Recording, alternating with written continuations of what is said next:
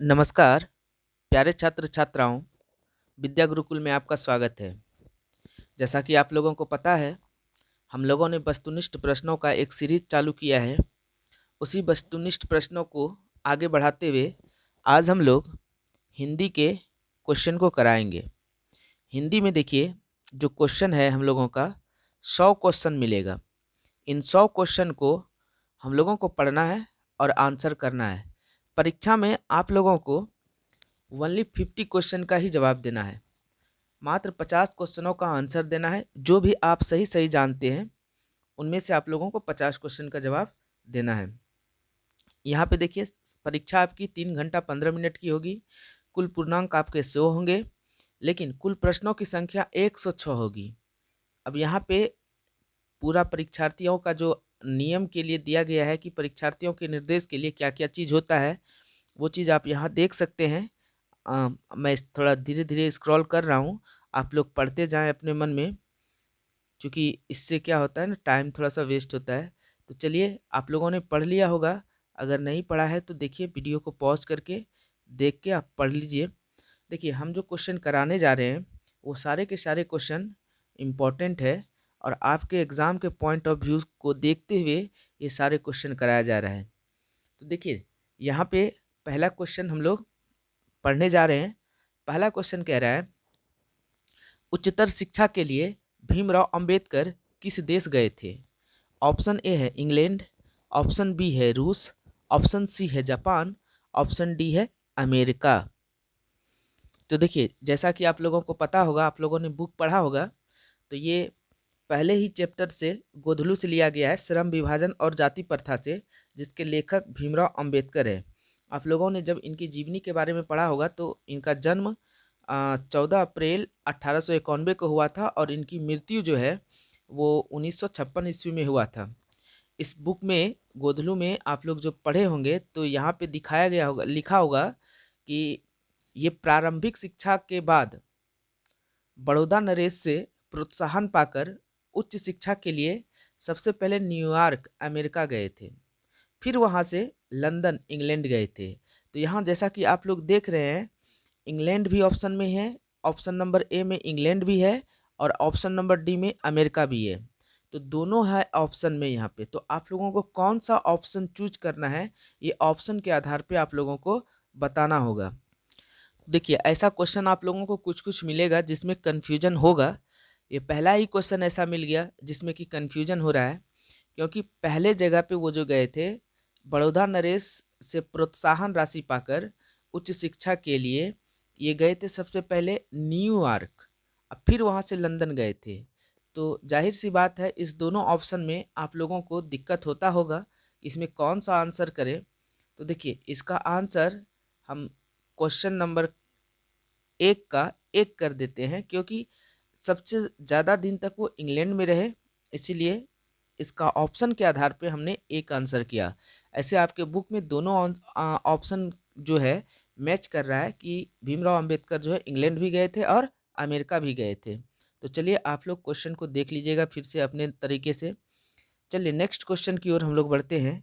अगला क्वेश्चन कह रहा है, जाति पाति तोड़क मंडल का जाति पाति तोड़क मंडल का सम्मेलन किस वर्ष हुआ? तो ऑप्शन यहाँ पे दिया है, ए नंबर 1935 ईस्वी, बी नंबर 1936 ईस्वी, सी नंबर 1937 ईस्वी, और डी नंबर 1938 ईस्वी। तो इसका ऑप्शन नंबर बी सही हो जाएगा, 1936। देखिए, ये जो श्रम विभाजन और जाति प्रथा है, ये एक भाषण है, और यह भाषण जाति पाति तोड़क मंडल के लाहौर वार्षिक सम्मेलन में दिया गया था, और इसी को यहाँ पे दर्शाया गया है कि जाति पाति तोड़क मंडल का वार्षिक सम्मेलन किस वर्ष हुआ था। तो ये 1936 में हुआ था। पूछ देगा कौन से स्थान पे हुआ था, तो लाहौर में हुआ था। चलिए, नेक्स्ट क्वेश्चन की ओर हम लोग बढ़ते हैं। अगला क्वेश्चन देखिए क्या कह रहा है। अगला क्वेश्चन देखिए, कह रहा है कि तीसरा नंबर क्वेश्चन, निम्न में से कौन पड़ोसियों के आवारागर्द छोकरों के साथ लट्टू नचा रहा था? तो ऑप्शन ए है खोखा, ऑप्शन बी है रजनी, ऑप्शन सी है मदन, ऑप्शन डी है आरती। देखिए, जैसा कि यहाँ पे ऑप्शन के अनुसार हम लोगों को चुनना है, तो ये जो क्वेश्चन लिया गया है आप लोगों का, ये 20 के दांत से लिया गया है, जिसके लेखक नलिन बिलोचन शर्मा जी हैं। तो इसमें से देखिए कह रहा है, पड़ोसियों के आवारा गर्द छोकरों के साथ लट्टू नचा रहा, कौन नचा रहा था? खोखा नचा रहा था, रजनी नचा रही थी, या मदन नचा रहा था, या आरती नचा रही थी? तो देखिए यहाँ पे खोखा के बारे में कहेंगे तो ये सेन साहब के छोटे बच्चे हैं, लड़के हैं। और रजनी जो है ये बेटी है, तो बेटी तो कहीं जाती नहीं थी, ये तो सीधी साधी सफलता मतलब मूर्ति थी, ये एक तरीके से कहें तो बहुत सीधी थी। मदन के बारे में बोला जा रहा है, तो मदन कौन था? मदन मदन गिरधर लाल जी के बेटे थे, जो कि सेन साहब के यहाँ काम किया करते थे। मदन के पापा गिरधर लाल जो थे वो सेन साहब के यहाँ काम किया करते थे। तो यहाँ पे पड़ोसियों पड़ोसियों के आवारागिर छोकरे के साथ लट्टू जो नचा रहा था वो मदन ही नचा रहा था। तो इसमें ऑप्शन नंबर सी इसका हो जाएगा। चलिए नेक्स्ट क्वेश्चन की ओर बढ़ते हैं। अगला नंबर देखिए, क्वेश्चन क्या रहा है, भारत से हम क्या सीखें शीर्षक पाठ साहित्य की कौन विधा है? कौन सी विधा है ये बताना है हम लोगों को। ऑप्शन ए है कविता है, ऑप्शन बी है नाटक है, ऑप्शन सी है रेखा चित्र है, या ऑप्शन डी है भाषण है। तो देखिए ये जो क्वेश्चन लिया गया है, भारत से हम क्या सीखें, जिसके लेखक मैक्स मुलर साहब है। आप लोगों को पता होगा, जब आप लोगों ने बुक पढ़ा होगा, तो मैक्स मुलर साहब जो थे वो एक जर्मनी के नागरिक थे, जो डेउस नामक नगर में उनका जन्म 1823 को हुआ था। ये यहाँ पे जो आए थे, ये एक भारतीय सेवा हेतु चयनित युवा अंग्रेजी अधिकारी के आगमन के अवसर पर उन्होंने एक संबोधित भाषण श्रृंखला की एक कड़ी कही थी, जिसमें इन्होंने इसके बारे में कहा था। तो चलिए हम लोग, तो यहाँ पे देखिए भाषण ही हो जाएगा, क्योंकि वो भाषण ही था। और ये भारत की महिमा के बारे में इन्होंने बहुत अच्छे से वर्णन किया है मैक्स मुलर साहब ने। चलिए नेक्स्ट क्वेश्चन हम लोग आगे बढ़ते हैं। 5वां नंबर क्वेश्चन कह रहा है, चारु चंद्रलेख नामक उपन्यास किस लेखक की रचना है? यहाँ पे ऑप्शन दिया हुआ है, एक बार मैं फिर से क्वेश्चन पढ़ दूं। चारु चंद्रलेख नामक उपन्यास किस लेखक की रचना है? ऑप्शन ए है हरजारी प्रसाद द्विवेदी की, ऑप्शन बी है अमरकांत की। देखिए इसमें से चारु चंद्रलेख नामक उपन्यास की बात करें तो ऑप्शन नंबर ए ही इसका सही हो जाएगा, हजारी प्रसाद द्विवेदी। क्योंकि देखिए ये नाखून क्यों बढ़ाते हैं हजारी प्रसाद द्विवेदी के द्वारा लिखा गया था। उसी में जब इनके साहित्यिक या फिर रचनाओं के बारे में देखिएगा, तो इन्होंने चारुचंद्रलेख नामक एक उपन्यास लिखा था। और भी बहुत सारे रचनाएं थी इनकी, अशोक के फूल, कुटज, कलपता, बाणभट्ट की आत्मकथा, पुनर्वा, अनामदास का पोथा, कबीर, बहुत सारी रचनाएं थी। तो उनमें से चारुचंद्रलेख जो था हजारी प्रसाद द्विवेदी के द्वारा लिखा गया था। तो यहाँ पे ऑप्शन नंबर ए इसका सही हो जाएगा। चलिए नेक्स्ट क्वेश्चन की ओर हम लोग बढ़ते हैं। देखिए अगला क्वेश्चन क्या कहता है।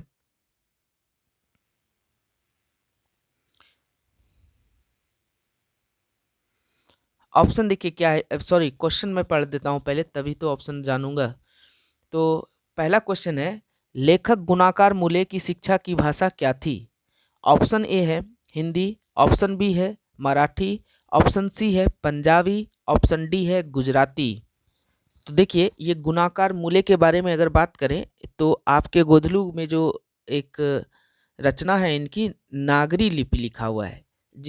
नागरी लिपि के लेखक ही गुणाकार मूल्य हैं। तो इनके बारे में आप लोग जैसे पढ़े होंगे नागरी लिपि, तो आप लोग जानते होंगे गुणकार मूल्य का जन्म महाराष्ट्र के अमरावती जिले में एक गांव में हुआ था 1835 में। तो महाराष्ट्र में हुआ था। तो इनकी जो अपनी शिक्षा दीक्षा जो भी शिक्षा दीक्षा ग्रामीण परिवेश और मराठी भाषा में ही हुई थी। तो ऑप्शन नंबर इसका बी सही हो जाएगा। तो चलिए हम लोग अपने नेक्स्ट क्वेश्चन की ओर बढ़ते हैं।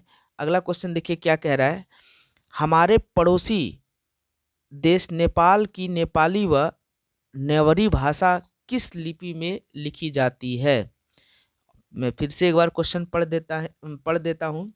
हमारे पड़ोसी देश नेपाल की नेपाली व नेवारी भाषाएं किस लिपि में लिखी जाती है? ऑप्शन ए है चित्रलिपि, ऑप्शन बी है देवनागरी लिपि, ऑप्शन सी है अरबी लिपि, ऑप्शन डी है सिलेबरी लिपि। तो ऑप्शन नंबर इसका बी सही हो जाएगा, देवनागरी लिपि। चलिए नेक्स्ट क्वेश्चन की ओर हम लोग बढ़ते हैं। नेक्स्ट क्वेश्चन देखिए क्या कह रहा है। 8वां नंबर क्वेश्चन कह रहा है, और वो देखिए जो लिया गया था वो अमरकांत जी के द्वारा बहादुर जो लिखा गया था उससे है। निम्न में से जैन गणितज्ञ कौन है? ऑप्शन ए है नंदीनाथ, ऑप्शन बी है कबीराचार्य, ऑप्शन सी है महावीराचार्य, ऑप्शन डी है शंकर देव। तो इसका ऑप्शन नंबर सी सही हो जाएगा, महावीराचार्य। चलिए नेक्स्ट क्वेश्चन की ओर बढ़ते हैं। बहादुर शीर्षक कहानी के लेखक का नाम क्या है? अभी देखिए, अभी तुरंत मैंने इसके पहले ही बताया था, तो आप लोगों को ऑप्शन में पहले पढ़ देता हूँ। ओम प्रकाश वाल्मीकि, विनोद कुमार शुक्ल, गुणाकार मूले और डी है अमरकांत। तो देखिए इसका ऑप्शन नंबर डी सही हो जाएगा, अमरकांत। देखिए बहादुर जो है अमरकांत जी के द्वारा लिखा गया है, और अमरकांत जी का जैसा कि आप लोग पढ़े होंगे बहादुर कहानी, तो वहाँ पे इनके लेखक के परिचय में आप लोगों ने जाना होगा कि अमरकांत जी का जन्म उत्तर प्रदेश के बलिया के मेले में नगर गांव में हुआ था, जो कि 1925 में हुआ था। और इनकी मृत्यु जो है लगभग वही एग्जैक्ट डेट तो याद नहीं आ रहा है, तो चलिए इतना सा काफ़ी है। और इनकी रचनाएं कुछ कुछ आप लोगों को बोल देते हैं। जिंदगी और जोंक, देश के लोग, मौत का नगर, मित्र मिलन, कुहासा, ये सब इनकी कहानी संग्रह है। तो काले उजले दिन, सुखजीवी, बीच की दीवार, ग्राम सेविका आदि, ये सब कुछ रचनाएं हैं इनका। तो आप लोग पढ़े होंगे तो ये सब बातें आप लोगों को नज़र में आता होगा। चलिए नेक्स्ट क्वेश्चन की ओर हम लोग बढ़ते हैं। अगला नंबर देखिए क्वेश्चन क्या कह रहा है। अभी 2 क्वेश्चन था इसमें, देखिए यहाँ पे क्या कह है। 10वां नंबर क्वेश्चन कह रहा है कि बहादुर शीर्षक कहानी में कौन अपने शरीर की मालिश बहादुर से करवाता था? ऑप्शन ए किशोर, पवन, नरेंद्र या नवल, पवन, नरेंद्र और किशोर। तो देखिए बहादुर शीर्षक कहानी को जब आप लोग पढ़िएगा तो वहाँ जो लेखक का बड़ा लड़का किशोर है, उन्होंने अपने सारे काम बहादुर को सौंप दिए थे, और कभी कभी उसकी गलतियों पर बुरी बुरी गालियाँ भी दिया करता था, मारा भी करता था। इसलिए बहादुर जो है किशोर का धीरे धीरे काम करना बंद कर देता है। इस तरह से लेखक के पास और एक लड़का था जिनका नाम कौशल था, निर्मला थी उनकी बीवी। आप लोग पढ़िएगा तो वहाँ ज़्यादा समझ में आएगा, तो मैंने कुछ ऊपर ऊपर से कहानी बता दी बस। अब देखिए इसका ऑप्शन नंबर डी हो जाएगा। नेक्स्ट क्वेश्चन की ओर हम लोग बढ़ते हैं। देखिए अगला नंबर क्वेश्चन क्या कह रहा है। कह रहा है कि 11 रुपये साड़ी के खूंट से निकलकर कहीं चारपाई पर रखे, डैश पर वे मिल नहीं रहे हैं, यह किसने कहा? देखिए यहाँ भी ये जो लाइन उठाया गया है ये बहादुर से ही लिया गया है, क्योंकि देखिए जब लेखक के घर में उनके यहाँ रिश्तेदार आता है तो रिश्तेदार जो है ऐसी हरकतें करता है कि कुछ लाता तो है नहीं वो, लेकिन वो बहादुर के ऊपर मतलब एक लांछन लगा देता है कि इन्होंने ही मेरी पैसा, यही बहादुर ने ही, यही लड़का मेरा पैसा लिया होगा। तो देखिए जो रिश्तेदार आता है ना, तो उसकी पत्नी ने अचानक, उस रिश्तेदार की पत्नी ने रुपये गुम हो जाने की बात कहकर घर में पूरा भूचाल मचा देता है, और सारा दोष किसके ऊपर थोप देता है? बहादुर के सिर के ऊपर थोप दिया जाता है। लेकिन लेखक को इस बात पर कभी भरोसा नहीं होता है, क्योंकि लेखक जानता था कि जब कभी भी बहादुर ने इधर उधर पैसे पड़े हुए देखा था तो कभी ना कभी वो उठा के निर्मला के हाथ में दे दिया करता था, माँ जी ये पैसे यहाँ हैं, क्योंकि वो खुददार था, वफादार था। लेकिन रिश्तेदार के यह कहने पर नौकर चाकर चोर होते हैं, तो बड़े स्वर में लेखक ने भी उस दिन उसको डांटा था और एक चमेटा मारा था। घर में तो सब डांट फटकार करते ही थे, लेकिन उस दिन लेखक लेखक ने भी उन बहादुर के ऊपर हाथ उठा दिया था। तो चलिए हम लोग उतनी कहानी क्या जानेंगे, बस ये जान लीजिए कि 11 रुपये साड़ी के खूट से निकल कर यही चारपाई पर रखे, डैश पर वे मिल नहीं रहे, ये किसने कहा था? डैश डैश पर मिल नहीं रहे, ये किसने कहा था? तो रिश्तेदार की पत्नी ने कहा था। तो ऑप्शन नंबर बी इसका सही हो जाएगा। चलिए नेक्स्ट क्वेश्चन की ओर हम लोग बढ़ते हैं। अगला क्वेश्चन क्या कह रहा है, देखिए थोड़ा बताने में समय लग जा रहा है, लेकिन आप लोग सुनिए तो नेक्स्ट जैसे कोई और भी सीरीज आएगा तो उसमें ये सब क्वेश्चन अगर देखने को मिलेगा तो आप लोग समझ जाइएगा कि हाँ इसका आंसर यही होगा। चलिए नेक्स्ट क्वेश्चन की ओर हम लोग बढ़ते हैं। अगला क्वेश्चन कह रहा है, लेखक रामविलास शर्मा का जन्म किस वर्ष हुआ था? पीडीएफ में देखिए थोड़ा सा कट कट जा रहा है और आप लोग थोड़ा मैनेज करिए, मैं पढ़ भी देता हूँ। लेखक रामविलास शर्मा का जन्म किस वर्ष हुआ था? ऑप्शन ए है 1911, ऑप्शन बी है 1913, ऑप्शन सी है 1912, ऑप्शन डी है 1914। तो देखिए रामविलास शर्मा जी के द्वारा आपके गोधलू में लिखा गया है परंपरा का मूल्यांकन। उसमें जब आप लेखक के परिचय में पढ़िएगा तो वहाँ साफ साफ लिखा हुआ है कि इनका जो जन्म है 1912 में हुआ था। और कहाँ हुआ था? तो ये उत्तर प्रदेश के उन्नाव जिले के ऊंचा गांव सानी में 1912 में हुआ था। और इन्होंने लखनऊ विश्वविद्यालय से अंग्रेजी विषय में एमए पीएचडी जो भी किया था। जब आप पढ़िएगा तो ये कहानी वहाँ पे आपको लेखक के परिचय में वहाँ ये सारी बातें मिल जाएगा। तो 1912 इसका सही आंसर हो जाएगा। तो ऑप्शन नंबर इसका सी सही है। चलिए नेक्स्ट क्वेश्चन की ओर बढ़ते हैं हम लोग। देखिए अगला नंबर क्वेश्चन कह क्या रहा है, अगला क्वेश्चन कह रहा है, जो साहित्य दूसरे की नकल करके लिखा जाए वह अधम कोटि का होता है और सांस्कृतिक असमर्थता का सूचक होता है। यह पंक्ति किस पाठ से है? ऑप्शन ए है भारत से हम क्या सीखे, दूसरा है श्रम विभाजन और जाति प्रथा, सी है परंपरा का मूल्यांकन, डी है मछली। तो ये भी देखिए क्वेश्चन अभी जो आप लोगों ने परंपरा का मूल्यांकन पढ़ा है उसी से लिया गया है, क्योंकि ये देखिए ये पंक्ति इसलिए इससे लिया गया है क्योंकि ये प्रस्तुत निबंध जो है एक प्रकार का ये आलोचनात्मक निबंध है। इसमें परंपरा का मूल्यांकन को जो बताया गया है वो इस प्रकार बताया गया कि लेखक का मानना है कि देखिए लेखक यह मानता है कि क्रांतिकारी साहित्य रचने वाला जो भी हो के लिए साहित्य की जो परंपरा का ज्ञान होना अति आवश्यक है।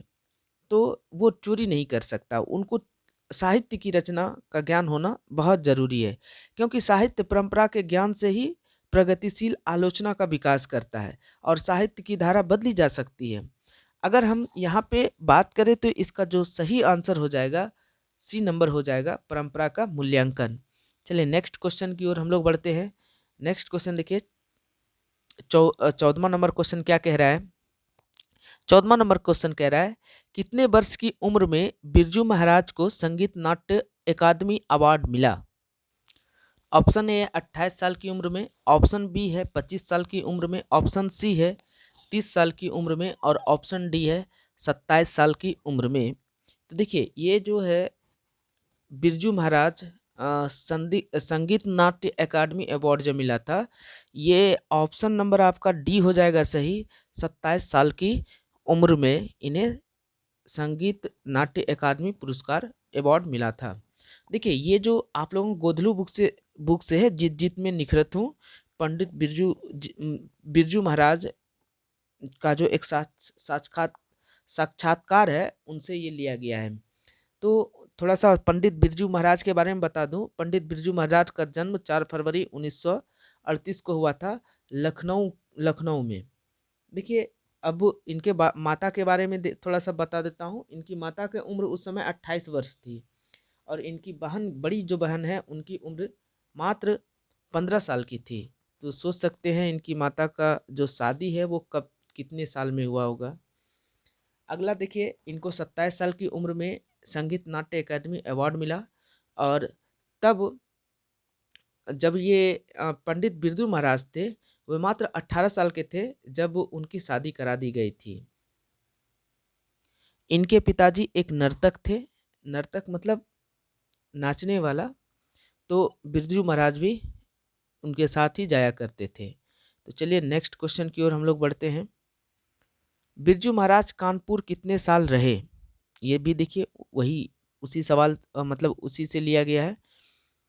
बिरजू महाराज कितने साल कानपुर में रहे? तो ऑप्शन हो जाएगा इसका बी नंबर 2-2.5 साल। देखिए ऑप्शन नंबर बी इसका सही हो जाएगा, 2-2.5 साल। नेक्स्ट क्वेश्चन की ओर बढ़ते हैं।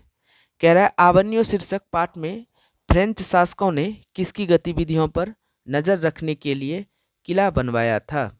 ऑप्शन ए है व्यवसायियों की, ऑप्शन बी है जनता की, ऑप्शन सी है पोप की, ऑप्शन डी है सैनिकों की। तो देखिए ये जो गोदलू बुक से लिया गया है, ये आवन्यो से लिया गया है, जिसके लेखक अशोक वाजपेयी जी हैं। तो ये देखिए आवन्यो क्या है? तो आवन्यो जो है एक पुराना शहर है। कहाँ पे है? तो फ्रांस का है। देखिए दक्षिण फ्रांस के रोन नदी के किनारे, दक्षिण फ्रांस के रोन नदी के किनारे अवस्थित आवन्यो नामक एक पुराना शहर है, जो कभी पोप की राजधानी हुआ करता था। लेकिन देखिए अब गर्मी में, जब गर्मियों के दिन आते थे, तो फ्रांस तथा यूरोप का एक प्रसिद्ध एवं लोकप्रिय वहाँ पे रंग समारोह का आयोजन हर वर्ष होता था। तो उसी में जो है रोन नदी की दूसरी ओर एक बाई बस्ती थी, जहाँ फ्रेंच शासकों ने पोप की गतिविधियों पर नज़र रखने के लिए किला बनवाया था। तो यहाँ पे जैसे कि मैं आप लोगों को ये बताया, तो यहाँ पे इसके अनुसार से देखिए क्या कह रहा है, आवन्यो शीर्षक पाठ में फ्रेंच शासकों ने किसकी गतिविधि पर नज़र रखने के लिए किला बनवाया था? तो आंसर हो जाएगा पोप। देखिए नेक्स्ट क्वेश्चन की ओर बढ़ते हैं। अगला क्वेश्चन देखिए क्या कह रहा है। जस्ट अभी तुरंत मैं इसका जवाब दे चुका हूँ, आप लोग अगर सुने होंगे ध्यान से तो इसका आंसर मिल जाएगा। रोन नदी कहाँ स्थित है? तो दक्षिण अफ्रीका में, उत्तर फ्रांस में, उत्तर अफ्रीका में, दक्षिण फ्रांस में। तो अभी तुरंत ही मैं तो बताया था दक्षिण फ्रांस में, क्योंकि देखिए दक्षिण फ्रांस में जो है रोन नदी के किनारे ही आवन्यो शहर स्थित है। तो ऑप्शन नंबर इसका डी सही हो जाएगा। चलिए नेक्स्ट क्वेश्चन की ओर बढ़ते हैं हम लोग। अगला क्वेश्चन नेक्स्ट स्लाइड पे आएगा। इसमें हम लोग मात्र 25 ही क्वेश्चन करेंगे, बाद बाकी जो भी क्वेश्चन होगा वो नेक्स्ट वीडियो में आएगा। देखिए अगला नंबर जो क्वेश्चन है, आप लोगों को थोड़ा देखने में प्रॉब्लम होता होगा। दीवार में एक खिड़की रहता था नामक उपन्यास किस लेखक की रचना है? देखिए ये इस क्वेश्चन को हम और नीचे नहीं कर सकते हैं, ये नीचे नहीं आएगा, क्योंकि अब देखिए यहाँ पे अगर हम कुछ भी करते हैं तो ये पीडीएफ ही ऐसा बना है कि वो ऊपर ही जाएगा। दीवार में एक खिड़की रहता था नामक उपन्यास किस लेखक की रचना है? ऑप्शन ए है विनोद कुमार शुक्ल, ऑप्शन बी है नलिन बिलोचन शर्मा, ऑप्शन सी है हजारी प्रसाद द्विवेदी, और ऑप्शन डी है मैक्स मुलर। अगर आप लोगों ने मछली, गोदलू में जो 10वां चैप्टर है मछली, विनोद कुमार शुक्ल जी के द्वारा लिखा गया है, वो अगर पढ़े होंगे तो वहाँ पे ये चीज़ रचनाओं में वर्णित किया गया है कि कुछ उपन्यास विनोद कुमार शुक्ल जी के द्वारा जो लिखा गया था वो है नौकर की कमीज। पहला क्या है? नौकर की कमीज, खिलेगा तो देखेंगे, तथा दीवार में एक खिड़की रहती थी। ये जो था इनकी उपन्यास थी। और अगर इनकी दो कहानियों की बात करें तो पेड़ पर कमरा, महाविद्यालय, इनकी दो ये कहानियाँ थी।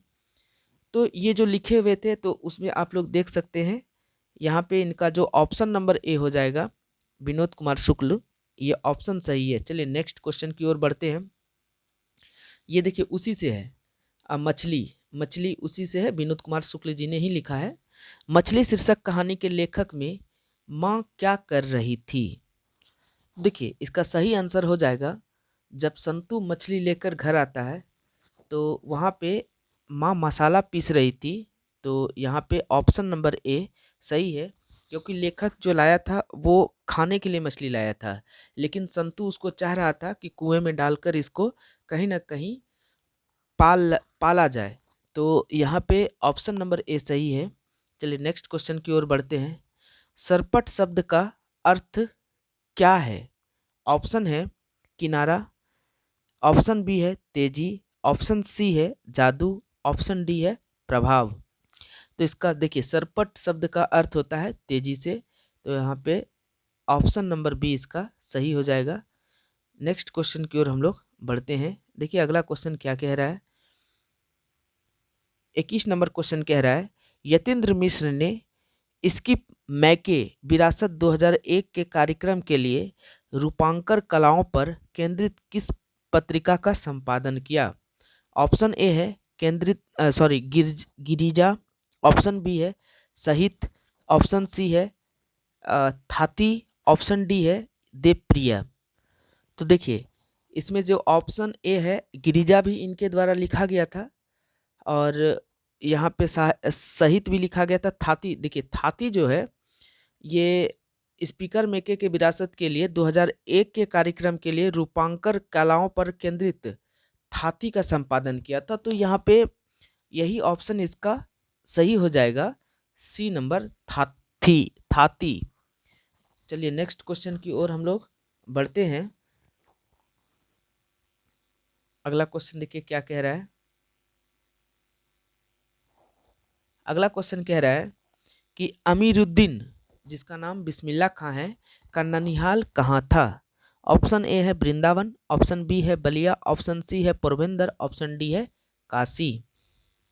तो देखिए अमरुद्दीन यानी कि बिस्मिल्लाह खां का जो जन्म हुआ था वो डुमरांव में, मतलब डुमरांव जो है ये अपने बिहार में है, लेकिन वो छोटे से उम्र में ही अपने ननिहाल काशी चले गए थे। तो इसलिए इसका ऑप्शन नंबर जो डी हो जाएगा वो सही हो जाएगा। उनका ननिहाल कहाँ था? काशी में, पर उनका जन्म कहाँ हुआ था?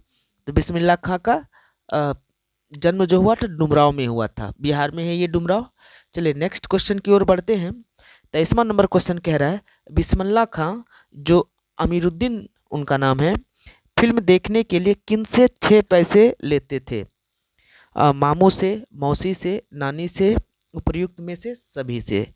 तो देखिए जब ये बचपन में जब ये बच्चे थे तो वो फिल्म देखने के लिए मामू से, मौसी से और नानी से 2-2 पैसे लेकर सुलोचना की नई फिल्म देखने निकल पड़े थे।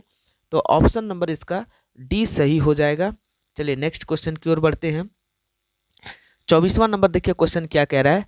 हरिजन नामक ऐतिहासिक पत्र के रचनाकार का नाम क्या है? ऑप्शन ए है महात्मा गांधी, ऑप्शन बी है यतीन्द्र मिश्र। नेक्स्ट ऑप्शन जो है वो आगे पे है, आगे 2 ऑप्शन मिलेगा आप लोगों को। तो यहाँ पे देखिए हरिजन नामक ऐतिहासिक पत्र के रचनाकार का नाम महात्मा गांधी हो जाएगा। ये ऑप्शन नंबर ए सही हो जाएगा। देखिए ये थोड़ा वीडियो लंबा हो गया है, लेकिन मैं आगे जो भी क्वेश्चन लाऊंगा 50 तक वो पार्ट 2 में लाऊंगा, उसके बाद 50 से 75 तक पार्ट 3 लाऊंगा, 75 से 100 पार्ट 3 में। जो भी क्वेश्चन है ये सही कराया गया आप लोगों को। आप लोग इसको ध्यान से सुनिएगा, तो जितनी भी बातें बताएं अगर ध्यान से सुनिएगा तो हो सकता है नेक्स्ट पार्ट में भी आप लोगों को इससे मौका मिले कि आप जो भी क्वेश्चन बताएंगे उसमें आपको मदद मिलेगा, क्योंकि जो बातें आप सुने हैं वही बातें आपको याद होगा। और आप लोगों ने बुक तो अच्छे से पढ़ा ही होगा, तो मैं ज़्यादा तो नहीं बोलूँगा। लास्ट में मैं यही बोलना चाहूँगा कि जिन्होंने अभी तक मेरे चैनल को सब्सक्राइब नहीं किया है वो सब्सक्राइब कर लीजिए, ताकि वीडियो का नोटिफिकेशन आप लोगों के पास पहुँच सके। क्योंकि आप लोगों के पास अब समय भी बहुत कम है, तो मन लगा के पढ़िए। आज के लिए बस इतना ही। Thank you.